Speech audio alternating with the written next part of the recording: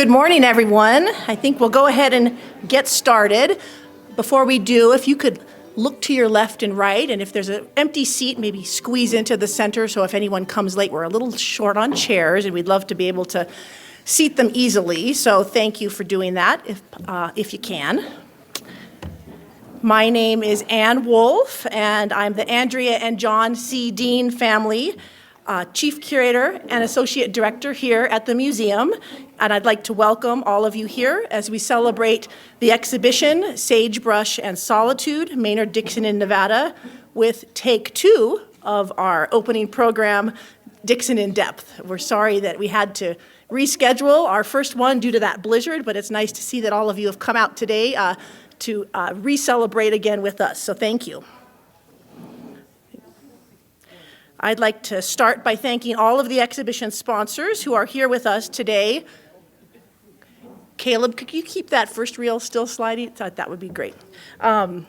I know many of you, many of the sponsors are here with us, and their names are listed up on the screen, and we're just so grateful for all of your support of this exhibition. And I know that many of you have traveled great distances to be with us as well, so thank you. And I'd like to also thank many of the collectors who are joining us, who have loaned their paintings and drawings and memorabilia to the exhibition. There are so many of you here with us today that have loaned materials, and we're just grateful that you're willing to share those with our visitors, so thank you. Maynard Dixon is frequently cited as one of the most important landscape painters of the American West in the early 20th century. However, the extent to which he engaged with the people and places of the Great Basin and Sierra Nevada has not been fully examined until now. From 1901 to 1939, Dixon made frequent trips from his San Francisco home to paint and sketch the striking landscapes of Nevada and the Eastern Sierra. Together with his poems, Dixon's life and art stand as a testament to his relentless search for solitude, spiritual understanding, and personal healing in the high desert. I hope you've all had a chance to see the beautiful book that we've published on the occasion of this exhibition with our partner, Rizzoli Electa. Of course, in just a bit, we're going to hear from longtime scholar Donald Hagerty, who wrote the primary biographical essay for the book and who's giving the keynote today, and I'll introduce him later during the program. But the book also included essays by Dr. John Ott of James Madison University in Virginia and Dr. Ann Keniston of the University of Nevada, Reno. And just a few programming notes. We have rescheduled John Ott's talk for May 3rd.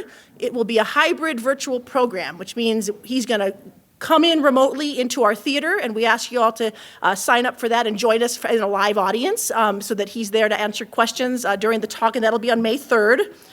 And then Ann Keniston, professor of English and American poetry at UNR, will lead a roundtable discussion in honor of National Poetry Month on April 25th. She's written the essay on Dixon's poetry for our book, and she'll be joined by contemporary Nevada poets Gail Palmeyer and Sean Griffin. So make sure to mark your calendar for that one. And then before we get started, I'd just like to acknowledge 2 special guests who are with us today. I'll probably embarrass them, but one, hopefully you've had a chance to see the companion exhibition on our 2nd floor of Maynard Dixon's friend and colleague Charlotte Skinner. That's downstairs on view for just a few more weeks. That collection of paintings was saved and cared for by many years by John White, who's here with us today. And Mr. White has made a generous bequest of that entire collection of paintings to our museum. So thank you very much, John.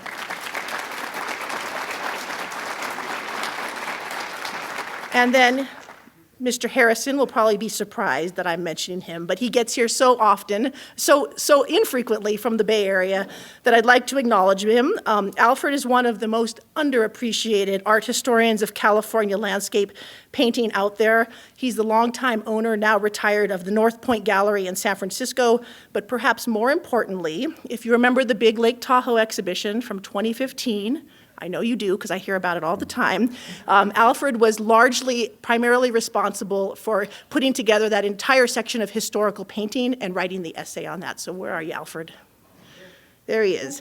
So Alfred's with us. Alfred also recently donated to our museum his entire research library of art books and art history books, and that will be one of the founding library collections in our new expanded research library. Okay, so the plan for today, I'll begin our program with an extended introductory talk, which is about 30 minutes, and then I will introduce Don Hagerty. His lecture is about 55 minutes, and then Don will be happy to answer questions immediately after his talk. And we don't plan to take a formal break today, but please feel free. The restrooms are over here on your left, and there's coffee and tea being served throughout the program. So with that, then I'll ask Caleb to bring up the next PowerPoint. We'll get started. So my talk is titled, Beware the Silence. On October 19th, 1927, Maynard Dixon and his wife, the photographer Dorothea Lange, attended a special dinner organized by the Latimer Art Club held at the brand new 20th Century building in downtown Reno, Nevada. While we don't have a photo from that evening specifically, we do have this image of a dinner held in the same building just a couple of months prior. In attendance at that annual Latimer Art Club dinner were many of Northern Nevada's most active artists and art supporters, including Governor James Scrugum, who had worked throughout his term to affirm the importance of the visual arts to defining the state's cultural identity. It had been a watershed year, summer for Dixon, whose 4 months-long travels through Nevada and the Eastern Sierra in 1927 yielded over 55 picturesque landscape paintings, which were on view in 2 back-to-back autumn exhibitions at the 20th Century Club and the Riverside Hotel, both located in downtown Reno.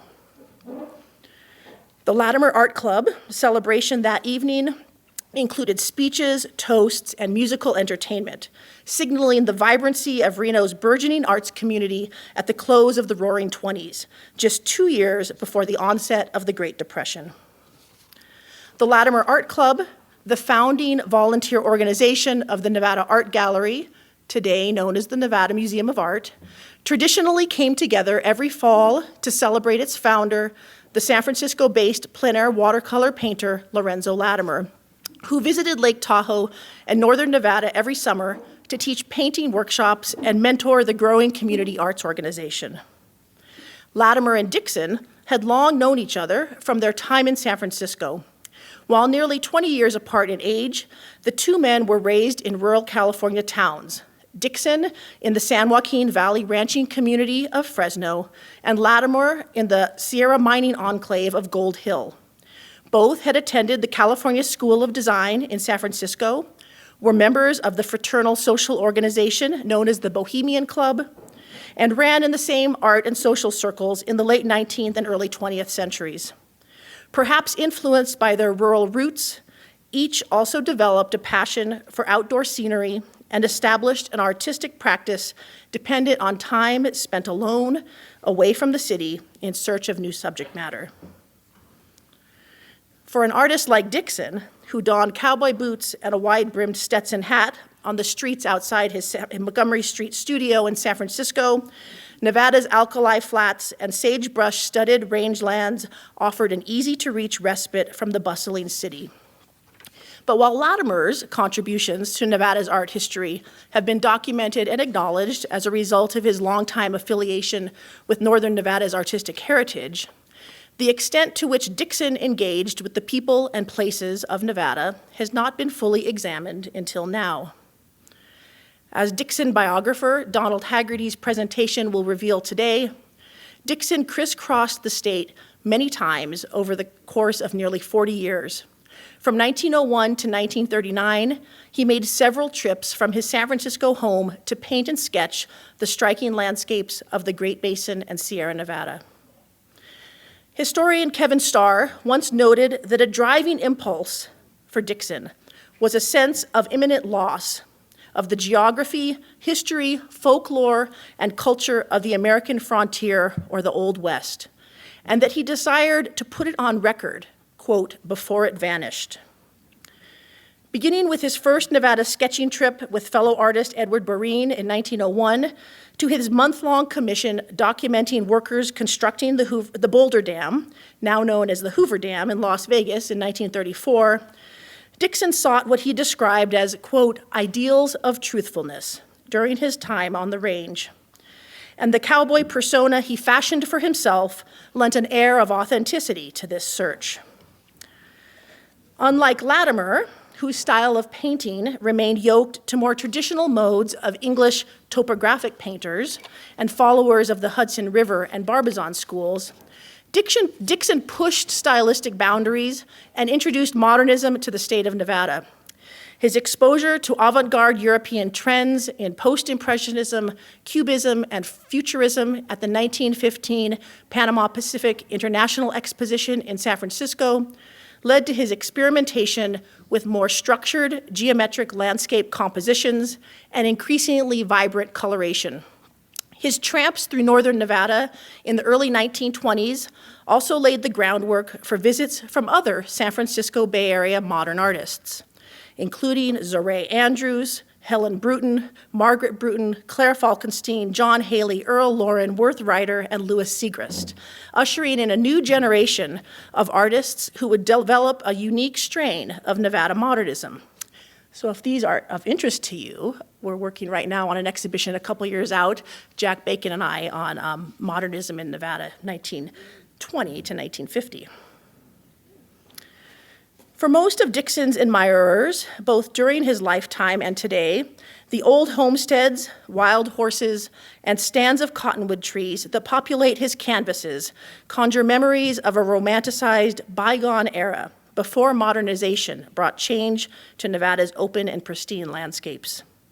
The publication of our major book marks the 85th anniversary of Dixon's last visit to Nevada in 1939. While there are few Nevadans left today who recall firsthand accounts of Dixon's travels in Nevada, recollections of his time in the state are passed along by those who have inherited and passed down family stories. Among them are Georgia Fullstone, who carries forth memories of her husband Richard Fullstone's family ranch in Smith Valley, where Dixon and Lang's 10-year-old son Daniel stayed for a year in 1935 with the family of Dr. Mary Hill Fullstone and Fred Fullstone Sr. Daniel's brother, John, remained in San Francisco with his mother, Dorothea Lang, at the time. Young Daniel attended school in Smith Valley along with 5 of the Fullstone children.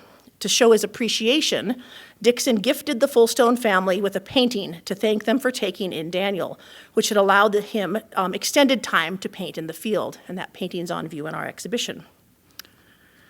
North of Winnemucca, in Humboldt County, Nevada, Linda Dufresne and Carolyn Dufresne continue to piece together the 1927 wanderings of Dixon and rancher Frank Tobin in the remote northernmost regions of the state, not far from the Oregon border. Dixon's affinity for this landscape is evident in the numerous paintings of the area, including those of the Thousand Creek Gorge, Virgin Valley, and Alder Creek Ranch, a still operational cattle ranch where Dixon painted a self-portrait on the wall of a bunkhouse, and which the cowboy poet Baxter Black once described as a good hideout. Further to the south, in the eastern Sierra community of Lone Pine, Dixon would frequently visit and stay with the family of mining entrepreneur William Lyle Skinner and his artist wife Charlotte Skinner. Both had attended the Mark Hopkins Institute of Art in the San Francisco Bay Area before moving permanently to Lone Pine in 1905. In 2021, as I just mentioned, the Nevada Museum of Art received that generous pledge of the Skinner family of paintings from Skinner family friend John White of this collection of Skinner artworks and photographs that helped to shed light on Dixon's time spent in Inyo County. And of course, there are the stories of Dorothea and Maynard's many visits to and through Nevada with their children Daniel and John in tow. Their summer at Fallen Leaf Lake in 1932, which I just learned was at the resort belonging to the Hildingers, and a daughter of the Hildingers is here with us today, which is great. And their final visit to Carson City together in the fall of 1934, where they rented an apartment in the Bliss Mansion, as Don Hagerty has speculated, in a last attempt to salvage their marriage. This would be the last time Dixon and Dorothea Lang would be together in Nevada. Only a couple of months later, Dixon filed for divorce from Lang, also in Nevada. And Laura Aline Sinai, who some of you may know from the Sinai family here, tells stories of her father, David Sinai, who was a prominent attorney in Nevada at the time. He often traded his services with clients of diverse talents, perhaps Aline is left to wonder that is how her father ended up with two of Dixon's paintings, both of which are downstairs on view in the exhibition. It's hard to deny the beauty, simplicity, and quiet silence of Dixon's unique way of seeing the Nevada landscape. But at the same time, his nostalgic views can be problematic to some contemporary viewers who feel his portrayals offer a falsely idealized view of the Old West.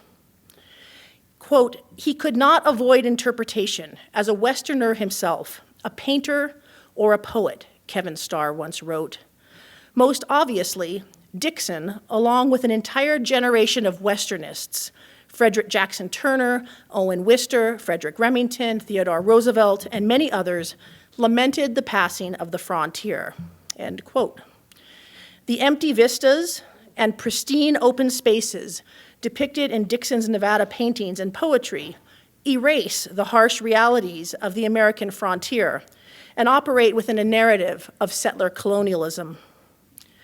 Although he sought ideals of truthfulness in his work, nowhere to be seen in his paintings are the often violent frontier collisions of Indigenous people with American settlers, acts of vigilante justice, which he witnessed directly on his trip up to Northern California and Southern Oregon, discrimination against immigrant communities, extractive mining enterprises, or unchecked development in the name of progress.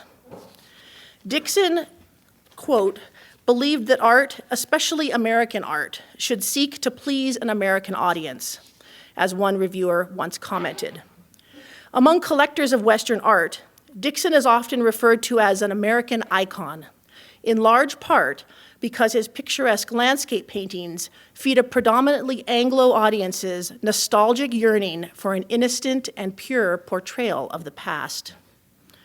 For instance, his depictions of mining operations, whether the opal mines in Humboldt County or the gold mines at Ramsey, appear to glow with a warmth that conceals the disruptive activities that occurred there. Although he wrote critically of the industrial impacts he saw changing the eastern Sierra Owens Valley, nowhere in his many paintings made in and around Inyo County in the community of Lone Pine is there any reference to the complete devastation of Owens Lake as a result of the Los Angeles Department of Water and Power's diversion project occurring at the same time as his visits. Additionally, as John Ott has observed about Dixon's Boulder Dam suite, while his paintings do not present themselves as outwardly rosy and celebratory, they also fall short of fully critiquing the brutal workplace conditions that some of his contemporaries chose to reveal. As contemporary viewers of Dixon's paintings, we must beware of the silence in Dixon's work. The onus falls on us to look beyond his glowing sunsets and dramatic vistas to unearth the true stories of Nevada's many frontiers. Nevada's history is one of booms and busts, of resource discovery, extraction, and exploitation, of settlement, cultural collision, and colonization. But these things do not make an appearance in Dixon's canvases. It's easy to love Dixon's landscape paintings of Nevada. We fall into his scenes. We imagine we're walking through them in a quiet, simple, and safe solitude. But at the same time, we cannot allow this picturesque solitude to lull us into a nostalgic view of the past. There are so many histories lurking just beyond the surfaces of these canvases. They are the stories and histories of people and places that are often overlooked and too often not told. For it is Dixon himself who warns us in his 1917 poem, "The Deep is Silent," to be both aware of and wary of silence, so that it does not inadvertently mute the many voices that need to be heard. In his poem, "The Deep is Silent," Dixon writes, "The deep is silent, but silence is not depth. The deep is mysterious, but mystery is not depth. The deep is secret, but secrecy is not depth. Depth is enduring, its influence is divine. It is above as well as below. It recedes from us, unknowable, yet we dwell in it. It is silent, sure that its voice is known. I believe that Dixon saw and knew far more about the Great Basin than he chose to depict on canvas, and that as much as he wants us to embrace the peace and solitude that his paintings depict, his poetry cautions us, at the same time, to also beware of this silence. Thank you.